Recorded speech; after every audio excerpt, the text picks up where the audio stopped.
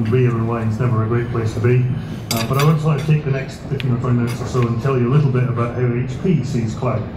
And one of the nice things about cloud when you're this side of the microphone is that, as my previous two speakers also had, gives you a great opportunity to use all sorts of nice pictures in your presentation to get away from nice words. And when we talk about cloud, you normally see nice things like this. It's nice and it's fluffy. However, the reality, of course, is often very different. And I would actually argue that most people are thinking more like this. There's this horrible thing looming towards them that's actually potentially going to damage what they do. One thing I would actually like to leave you with, one thought, when I start the presentation off. I've been in this industry 30-something years, and I've seen many fashions come and go. IT as an industry is at least as fashion prone as the clothing industry. We change our mind with monotonous regularity, and I've seen many purported answers to world peace and hunger from an IT perspective come and go over the years. Cloud is not one of those. This is a genuine major shift in how IT will be developed and delivered. This is not one you can put your head in the sand and ignore. You're going to have to deal with it one way or the other. So I'd start you with the message, don't ignore it, think about it, get yourself educated, plan for it, evenings like this, and get ready for the changes that are coming. The reason why change is coming so much right now is because we're seeing three things change at the same time.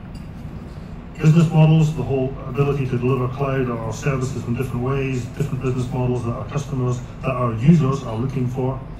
Huge shift in demographics, and I'll touch very briefly on that, as well as a rapid change in the underlying technologies. In my career, I've seen many times where we've seen one or two of these. This is the only time when I've seen all three at the same time. That is going to change the way that we do business. It's changing the way HP build technologies. It's certainly going to change the way you procure some of your services. Just touching on some of those very briefly, our world is changing. The number of people on this planet grows by about 225,000 people a day, every day.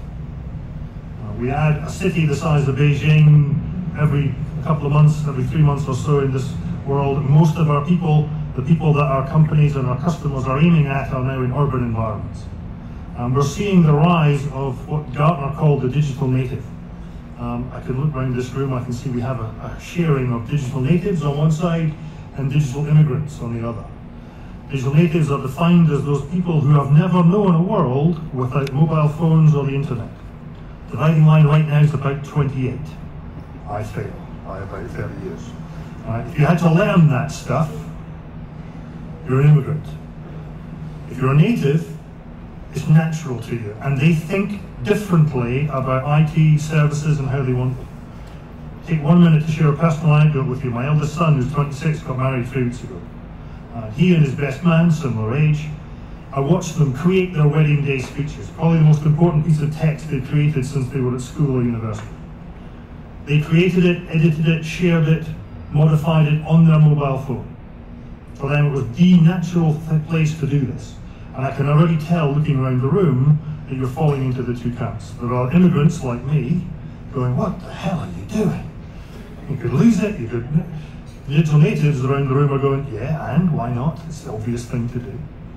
They think differently. That will change the way that they demand services to be delivered from us, from our customers. They want them in a very different way. We are seeing globalization very much taking over. We expect to see a trebling of the middle class in the next decade or two. Now, we can argue about class forever. All I mean by that are people with disposable income to buy the goods and the services that we and our customers and our organizations provide. There will be 3 times as many as we go forward. They will probably not be in Western Europe or North America, but the global demand for services will grow significantly in the next few years. We'll also see a huge shift in connectivity. Today, there are less than 2 billion people connected in this world. There are still about 1 billion people, best guess, on this planet that have never yet made a phone call. By the time we get to 2020, 4 billion, about half the world, will be connected. And they will expect everything to be delivered online in a timely manner that makes sense to them. Not that makes sense to an old person like me, where tomorrow is okay.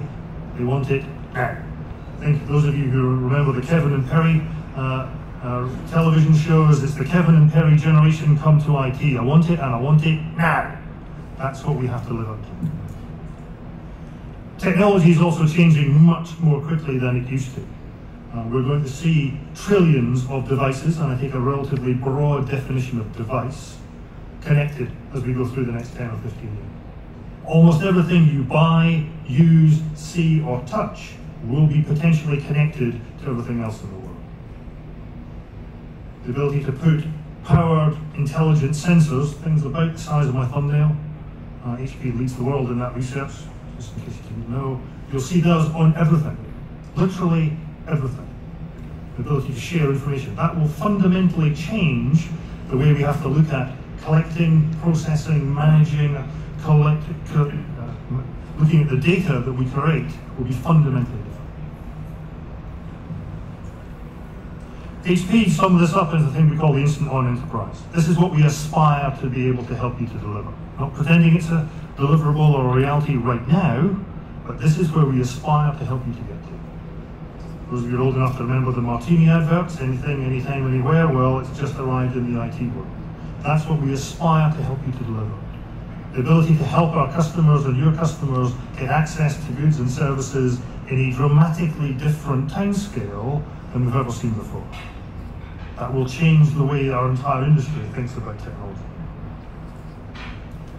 Now, if it was easy, we'd have done it already. It's hard, it's really difficult. There's lots of reasons why we can't do it. A few of them are listed up here. We've got lots of old stuff. First speaker was talking about stuff that was still running 28 years later. Absolutely agree with that. And making that run as part of a coherent whole is a fundamental challenge for what we do. We have applications out there. We have far too rigid infrastructures and technology approaches. We think in silos today. Digital natives don't, digital immigrants do. We think in silos. We don't think naturally in a distributed world. We've got far too much custom-built stuff. And by stuff, I take a very wide definition of stuff. If you had to design it and build it, it's probably not the best way to do it. It takes too long and it costs too much. If you look at particularly infrastructure, every customer I talk to, the problem is not that they need more IT. That's the last thing we all need. Got too much already, thank you very much. My problem is it's the wrong stuff. There are something, for example, like 14,000 enterprise-class data centers in the world, by which I mean biggish ones. Probably 25 or so of them are truly fit for purpose for the next generation of technologies. That's a huge investment that has to be made to drive the physical infrastructure to the level that we need it to be if we're going to be successful. We have switches, we have servers, we have storage coming out of our ears, and it's growing like topsy. The bottom 2 points are actually quite interesting. It talks about how the world will change. It has already started to change outside of Western Europe. There are about 1.5 billion PC and PC-like devices. There's probably a fair smattering of them in this room today. But there are already over 4 billion handsets out there in terms of mobile phones, and I'll bet you probably every single person in this room brought at least one with them today. That's changing the way we think. You go to East Africa today, you can buy petrol by sending an SMS message from your car to the petrol station. Transfers money by an SMS message. Can't do that in Western Europe. Whole parts of the world are skipping over generations of technology that we take for granted and are going to change the way the entire industry thinks about how we build and deliver this stuff.